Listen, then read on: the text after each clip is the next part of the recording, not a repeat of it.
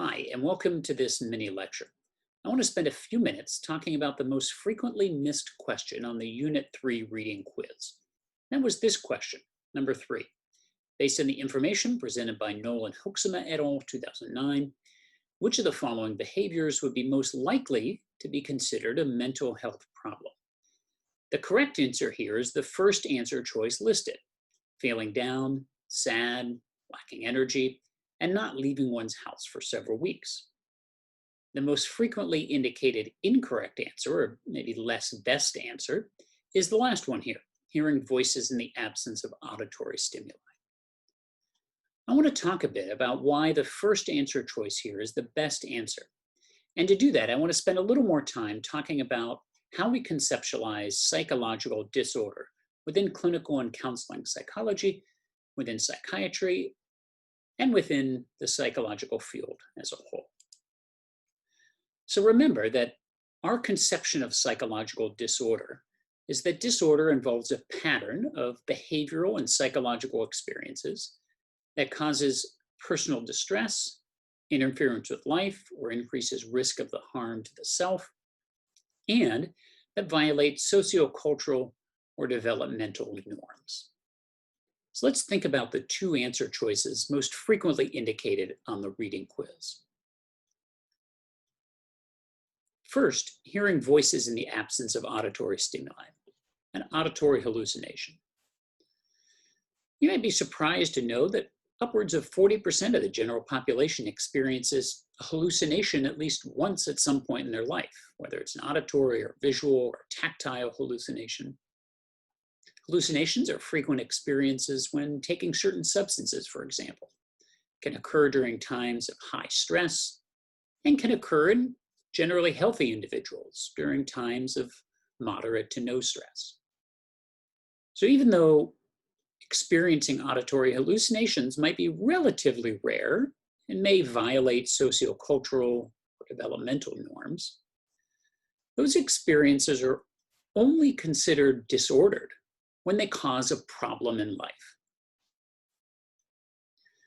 So yes, experiencing auditory hallucinations is something that involves the mind, but it isn't necessarily a sign that people are experiencing a problem.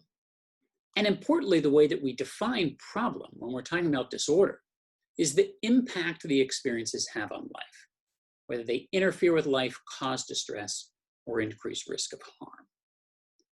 Conversely, a relatively common experience, like feeling down and sad and lacking energy, can become quite problematic.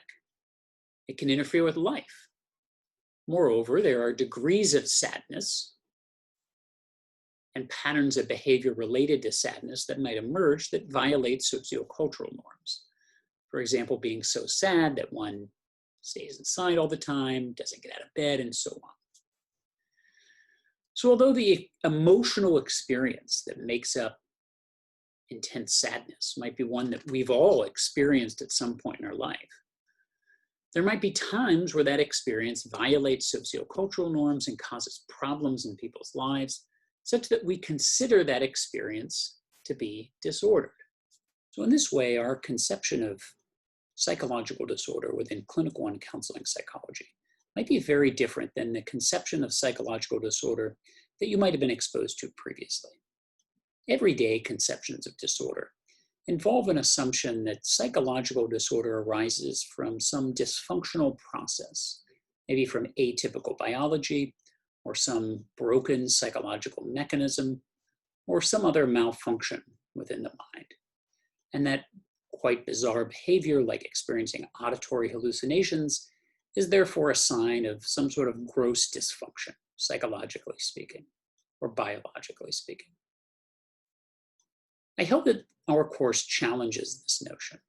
And I hope that by the time you're done with Unit 1 especially, and with the course as a whole, you see that the way we conceptualize disorder doesn't rest on the idea of some sort of dysfunction or malfunctioning process, but instead rests on this idea of whether behavior is problematic or not. And the way we think of disordered behavior is by evaluating the impact that psychological experiences and behavior have on people's lives. And indeed, problematic behavior and psychological experiences arises through the same causal pathways as behavior that's not problematic in individuals' lives. We're going to explore this notion in more detail when we talk about depression, and we attempt to answer the question of what is depression. You probably have existing knowledge about what depression is, prior beliefs and assumptions about what depression is, and I hope that the issues that we discuss in class challenge those notions, and you leave Unit 1 with a deeper understanding and a more nuanced understanding of both psychological disorder and specific psychological problems, such as depression.